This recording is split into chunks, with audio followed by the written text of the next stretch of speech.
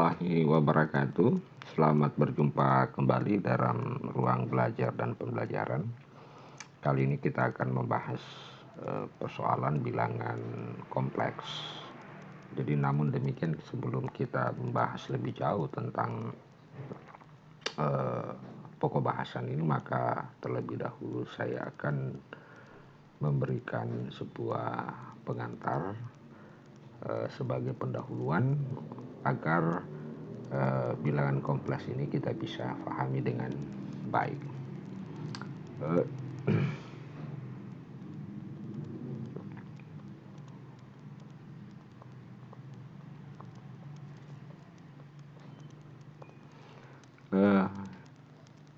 Pengantarnya itu adalah saya akan memberikan sebuah contoh soal ataupun ada sebuah soal yang akan kita selesaikan. Nah, misalnya tentukan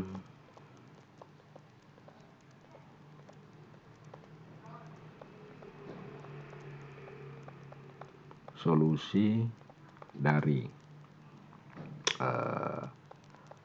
X kuadrat kurang 4 sama dengan 0. Nah, tentu untuk menyelesaikan soal ini tidaklah terlalu begitu rumit. Kita tinggal memindahkan angka 4 ke ruas kanan seperti berikut ini, ya. Jadi tentu X kuadrat sama dengan 4. Karena X kuadrat atau berpangkat 2, maka persamaan ini memiliki dua solusi karena berpangkat 2, sehingga kita bisa tuliskan X 12 akar 4. Hasil dari akar 4 itu tak lain adalah ada 2. Kita katakan X1 sama dengan plus 2 dan X2 sama dengan minus 2. Tentu ini adalah sebuah jawaban yang benar. Nah, sekarang andaikan misalkan soal nomor 2 kita ingin menentukan solusinya, misalkan tentukan solusi daripada X2 ditambah 4 sama dengan 0. Nah, tentu secara sederhana mungkin kita akan langsung menyelesaikannya dengan cara seperti pada contoh soal pada yang pertama tadi. Maka X kuadrat pindah ke kanan tentu sama dengan minus 4. Sehingga kita akan dapatkan X12 akar minus 4. Nah, yang menjadi persoalan adalah menentukan akar minus 4. Karena tidak akan mungkin jawabannya adalah X1 tidak akan mungkin sama dengan plus 2. Tidak akan mungkin sama dengan minus 2. Ya, mengapa? Karena kalau kita perhatikan yang ini, kalau saya pangkat 2 kan, ya, kalau saya pangkat 2 kan, katakanlah X1 saya pangkat 2 kan, ya, itu sama dengan 4. Ini juga X2 saya pangkat 2 kan, itu juga sama dengan 4. Nah, nilai 4 ini sama dengan persamaan X kuadrat sama dengan 4. Tetapi kalau ini coba kita lihat, X1 pangkat 2 sama dengan 4, X2 juga pangkat 2 sama dengan 4. Dan ini tidak sama, ya. Jadi ini tidak sama. Nah, eh, oleh karena itu, untuk mengatasi permasalahan ini, maka para ahli mendefinisikan sebuah simbol seperti berikut ini. Jadi X12 itu ditulisnya akar minus 4 itu sama dengan akar min 1 akar 4 ya. Akar min 1 sama dengan 4, sehingga didapatkan plus minus 2 akar min 1. Nah, akar min 1 ini ya, itu didefinisikan sebagai I. Nah, sebagai I, sehingga akar-akar daripada ini adalah plus minus 2I. Nah, ternyata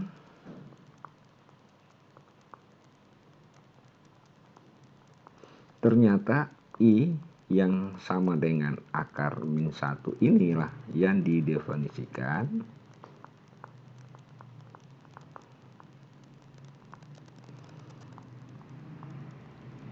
sebagai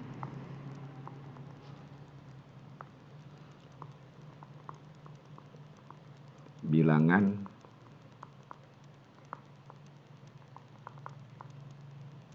imajiner.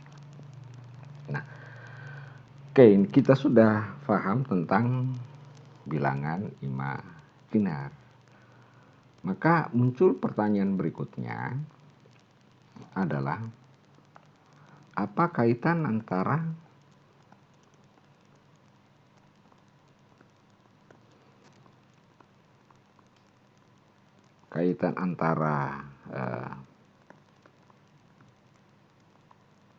bilangan imajiner dengan bilangan kompleks.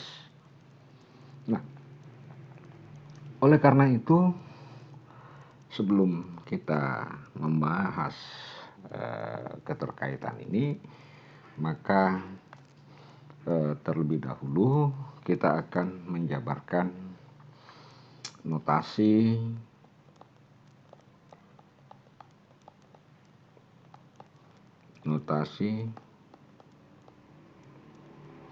bilangan. Jadi kita menjabarkan notasi bilangan kompleks ya.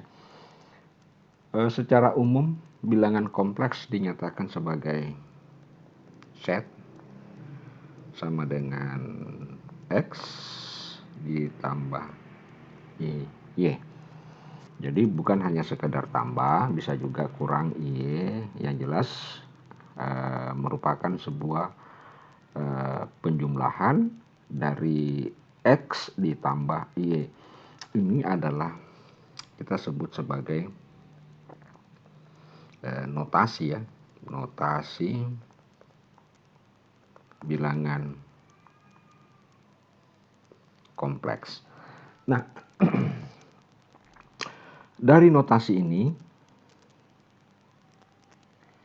dari notasi tersebut, kita bisa ketahui bahwa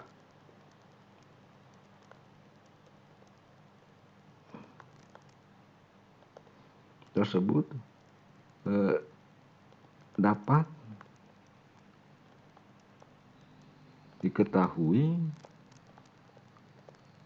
bahwa ternyata set, saya tulis ulang, X ditambah Y itu mengandung dua jenis bilangan atau mengandung dua komponen. Pertama,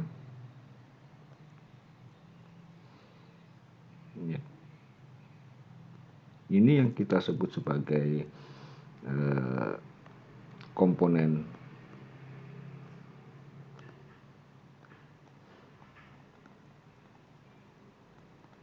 real, dan yang berikutnya, dan ini kita sebut sebagai komponen imajiner. Nah, dengan demikian kita sudah bisa mengetahui bahwa ternyata kaitan antara bilangan imajiner dengan bilangan kompleks adalah bilangan imajiner merupakan salah satu komponen daripada bilangan kompleks. Oke.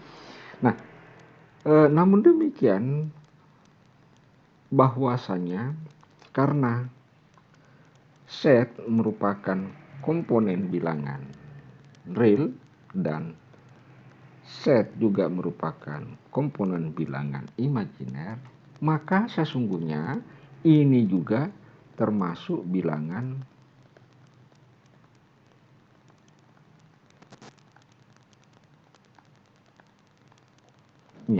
termasuk juga bilangan kompleks. Jadi bilangan kompleks itu tidak hanya sekedar berkaitan dengan yang ini, tetapi bilangan kompleks juga berkaitan erat dengan, bisa juga merupakan hanya komponen realnya saja, dan bisa juga hanya merupakan komponen imajinernya saja.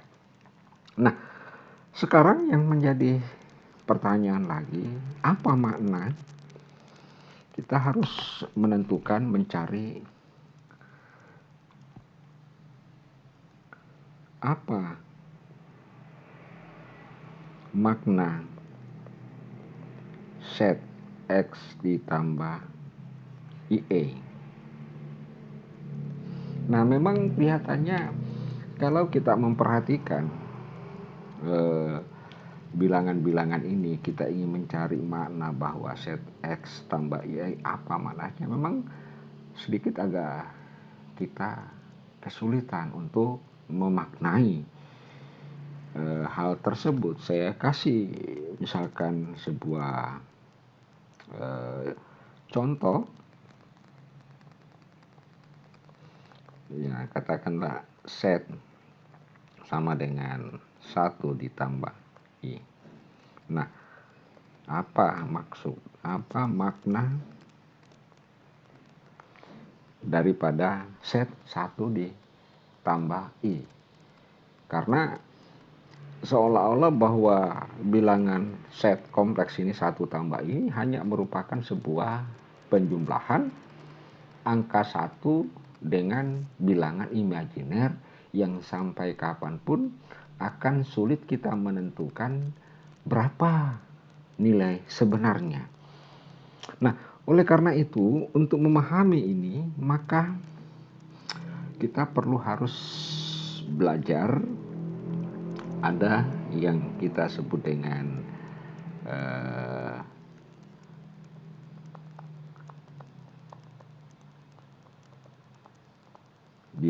diagram Argan. Nah, kita harus belajar tentang diagram Argan, karena diagram Argan inilah yang mencoba memberikan pemaknaan terhadap bilangan kompleks tersebut. Nah, diagram Argan ini biasanya disebut sebagai apa? Disebut sebagai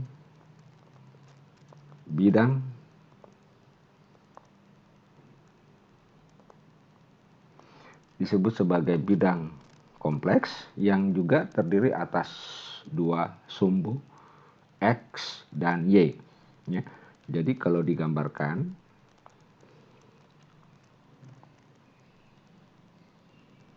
ini sumbu A, ini sumbu X.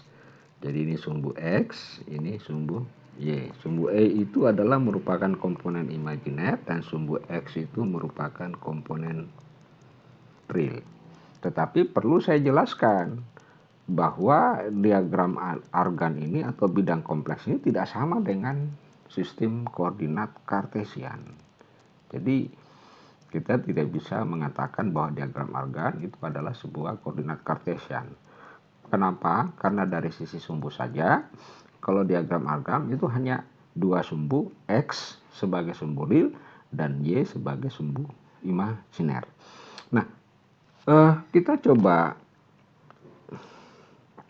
menggunakan menerapkan set 1 ditambah I.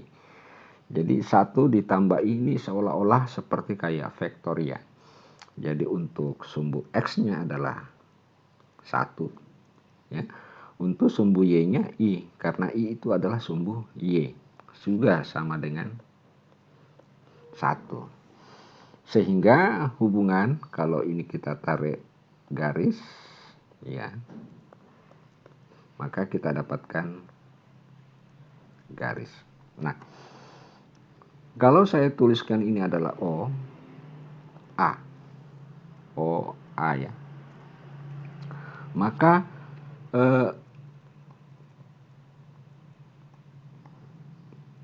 panjang OA berarti itu lain adalah harga mutlak dari set. Jadi sudah kelihatan nilai dari sebuah set. Jadi panjang OA itu adalah harga mutlak dari set. Nah, saya tuliskan set. Nah, harga mutlak daripada set itu ya. Jadi kalau saya tuliskan set sama dengan 1 ditambah I, maka harga mutlaknya itu adalah tentu panjang ini 1, ini juga 1, maka karena membentuk 90 maka kita menggunakan dalil Pitagoras sehingga kita dapatkan 1 kuadrat ditambah 1 kuadrat akar sama dengan akar 2. Maka dengan demikian makna daripada set 1 tambah itu memiliki harga mutlak sebesar akar 2. Nah, akar 2 ini tentu sudah memiliki sebuah nilai. Nah, dengan demikian secara umum kita bisa nyatakan bahwa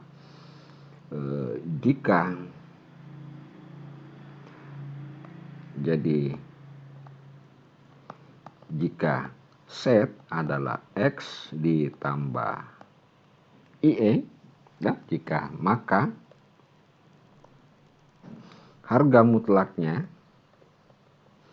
merupakan koefisien-koefisiennya ini dipangkat 2 kan ya. Tentu di sini adalah X kuadrat, tentu Y-nya juga dipangkat 2 kan. Kemudian ini ya harga atau nilai mutlak. Biasa orang menyebutnya harga mutlak atau harga modulus.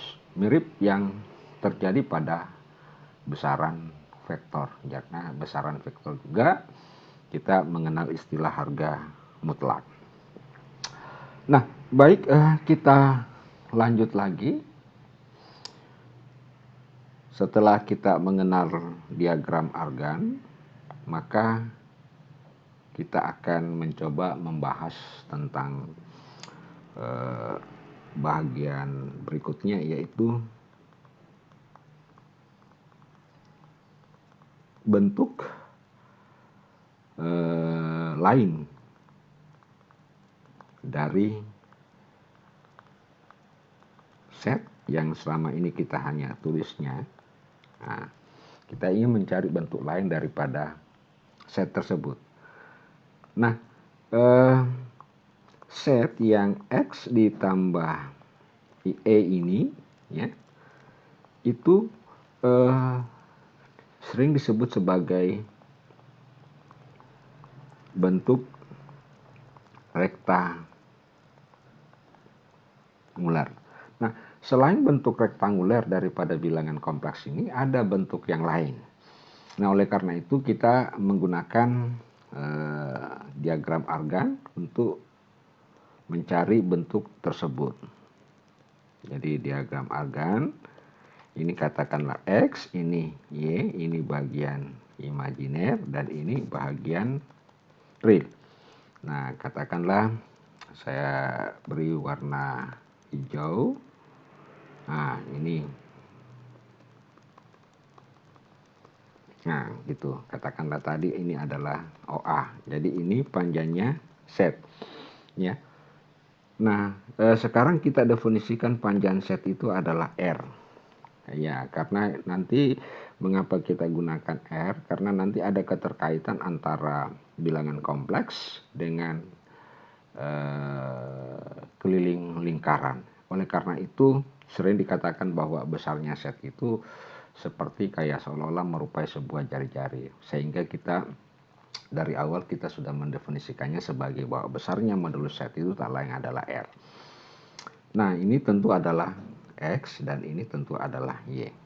Dan bahagian yang sini adalah ini adalah theta. Jadi theta itu adalah sudut yang dibentuk oleh panjang OA dengan sumbu X. Nah, dari sini kita bisa ketahui bahwasannya X itu adalah, kita proyeksikan ini, jadi ini adalah R ya, R ya, kita dapatkan R cos theta.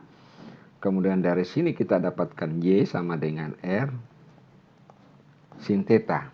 Sehingga kalau misalkan ini, yang ini, nah, dengan yang ini kita masukkan ke sini, set X tambah Y, maka kita dapatkan set sama dengan R cos theta ditambah Y R sin theta. Oke, sehingga kalau kita sederhanakan, kita bisa keluarkan set sama dengan R cos theta ditambah I sin theta. Oke. Nah, di mana sekali lagi karena R sama dengan harga mutlak set, maka R sama dengan X kuadrat ditambah Y kuadrat. Oke. Nah, kemudian tetanya itu sendiri bisa kita dapatkan, di mana tetanya itu sendiri bisa kita peroleh, yaitu tangen theta tentu adalah Y per X. Jadi tangen thetanya adalah Y per X. Nah, bentuk ini disebut sebagai bentuk trigonometri. Ya, dinyatakan dalam bentuk trigonometri. Nah, selanjutnya jika